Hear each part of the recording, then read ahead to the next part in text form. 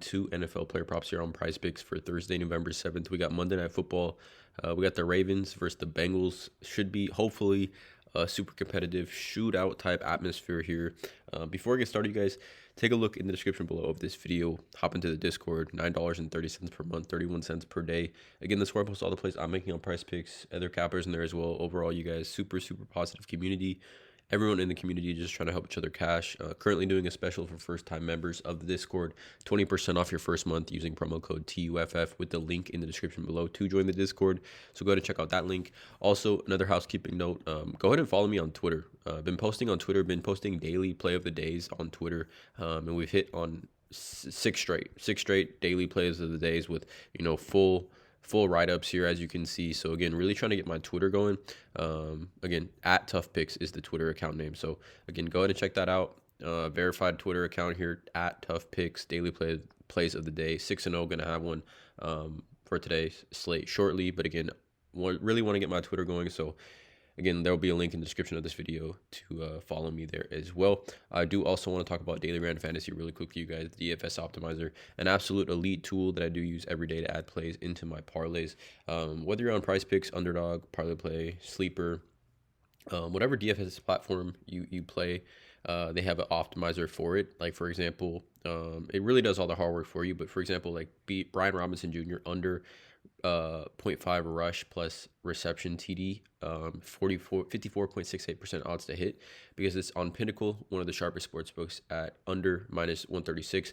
It's on Fliff and Hot Streak at -145 each. So it really, takes the lines from all the major sports books, compares it to what the lines are on PrizePicks, and gives you these types of discrepancies. Again, there's a link in the description below.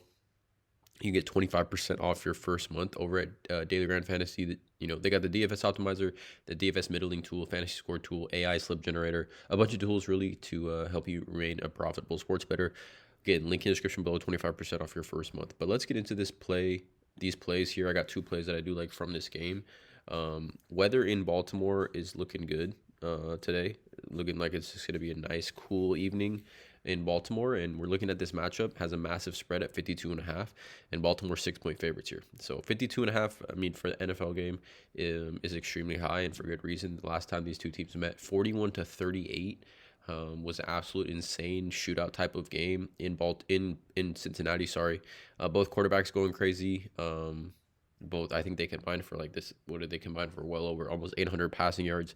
Just an insane game last time these two teams faced off, and again, hopefully we get kind of same atmosphere, same kind of games. Looking at here is going to be receiving yards combo prop. It's going to be Mark Andrews and Mike Gesicki, both these tight ends for both each team. I like their over combination or combo receiving yards at 97.5. Like I said, looking at the first time these two teams faced off, Mike Gesicki at 31 yards and Mark Andrews at 55, so they combined for 86. And both these players in both their situations on each of their given teams, their situations have gotten better, right? They've increased for this game as far as targets and their overall upside for this prop to hit, right? So let's talk about Mark Andrews first.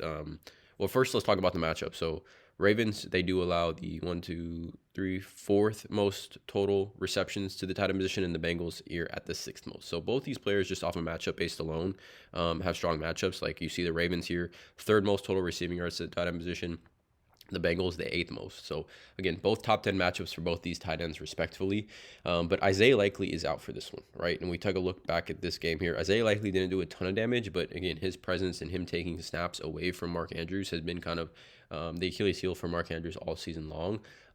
We look at Mark Andrews, though, heavily favored over 3.5 catches tonight, like -146, -150 on DraftKings. Again, this is also Outlier. This is a research betting platform that I do use, 7-day free trial, link in the description below. But Mark Andrews over 3.5 catches, so let's just, put Mark Andrews here for 4 catches tonight. And 4 catches this season, he's had 29, 42, 41, and 45. Has games here, 53 down here as well. But 4 catches in his last game versus Cincinnati, finished with 42 total receiving yards. But I think that increases here. I think he sees more snaps, more routes run against the Bengals tonight with Isaiah Likely out. We look at tight ends game log this season versus the Bengals, and we've seen, we essentially need at least 40 receiving yards, in my opinion, from one of these guys. Like, the other guy can do more, but we need at least one of them, or actually both of them, to get minimum 40. So we've seen 6 different tight ends clear 40 receiving yards. We've seen both tight ends against Cincinnati last game, Kolar and Mark Andrews. I mean, Kolar had 3 catches for 64 yards. David Njoku, 76 yards. Calcaterra, 58. Brock Bowers, 45. Jared Akins, 42. And this is all in the month of October. So, like, this is all pretty recent as far as tight ends go in their production specifically versus the Bengals. And like I said, I mean, Mark Andrews with Isaiah Likely out should see a nice increase in targets, nice increase in total routes run, and it's also a plus matchup. So I like Mark Andrews to get us like around 45 to 50, I think, is a nice floor for him. I mean, when we take a look at his regular just receiving yards line by himself, he's sitting at 45 and a half, so let's just say 46. Let's just say Mark Andrews clears his line and gives us 46 here. And then looking at Mike Gesicki, for me in this one, which is super key, is that there's no T. Higgins, right? And T. Higgins has missed the last 2 weeks. Mike Gesicki has gone 8 targets, 7 catches for 73 yards, and then last week 6 targets, 5 catches for 100 yards, right? And we kind of look at Mike Gesicki this season without T. Higgins. In 3 games, he's had 91, 73, and 100 receiving yards in those 3 games without T. Higgins, right? Really showing Joe Burrow. Joe Burrow recently quoted, he trusts Mike Gesicki, and Mike Gesicki comes out. He's the second option for Joe Burrow behind Jamar Chase, right? Without T. Higgins. And again, I think that will be prevalent tonight. Tight ends, have absolutely gone crazy against the Ravens. K. Dotton, 100 yards, Brock Bowers, 98, Ferguson, 95, Zach Ertz, 68, David Njoku, 61. So we've seen, 5 different tight ends go for 60 plus. So, Mike Gesicki can get his 60 plus receiving yards here tonight.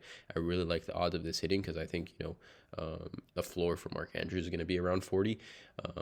And again, just given how, he's played without D. Higgins, really showing he is that number 2 option behind Jamar Chase. I like the spot here a lot, given the game total as well, being 52.5. So I think both tight ends here have a great shot, considering the first game they combined for 86. We just need 98 here tonight. Again, 98 divided by 2. We just need around 50 from around each of them, and this play should clear pretty easily. But like this play is the first play. The second play here I'm looking at, it's going to be fantasy score. It's going to be Joe Burrow. I have to take Joe Burrow here in this game. It's an absolute must-win for the Bengals on the road. Weather's not going to be a factor at all in the Ravens. The Ravens secondary, the Ravens pass defense has been pretty poor all season. We look at Joe Burrow. This season he's had some weird games where he hasn't had to throw the ball a ton, but when he has thrown the ball a ton, he's been pretty effective. Best game of the year has obviously been against Baltimore in that game that went to overtime. 33.8 fantasy. 392 yards passing, 5 passing touchdowns through a pick. Again, rushing stats aren't really going to be there for him, although he does have a game with 55 and a TD. But we look at quarterbacks game log this season versus the Ravens. We've seen 5 different quarterbacks clear this line. Bo Nix had 17.7 on the road at Baltimore last week. And again, that's a rookie quarterback going at Baltimore, kind of showing you how effective quarterbacks have been able to be against the Baltimore Ravens. And again, if you talk about, we know Josh Allen had a super tough game. We know Gardner Minshew is not the talent Joe Burrow is. And then we know Patrick Mahomes and, the entire Chiefs offense has been definitely down this year. But players that just are in the pocket and ready to throw the ball, which would be Jameis Winston, Baker Mayfield, Dak Prescott, and Joe Burrow, have all had 23.6 plus fantasy points against the Ravens. Now, we talk about the Ravens.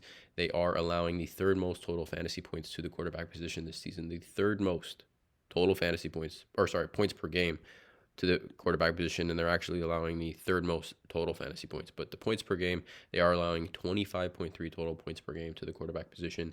They are also allowing the most total passing yards to the quarterback position as well. All right, showing us that ton of upside. We know how elite the Ravens are at stopping the run, which is why the Ravens second lowest yards per carry in the NFL. We know that's why quarterbacks and teams have to throw the ball against the Ravens. And we look at some odds here for Joe Burrow, over 1.5 passing touchdowns. Minus 185, minus 200 on DraftKings.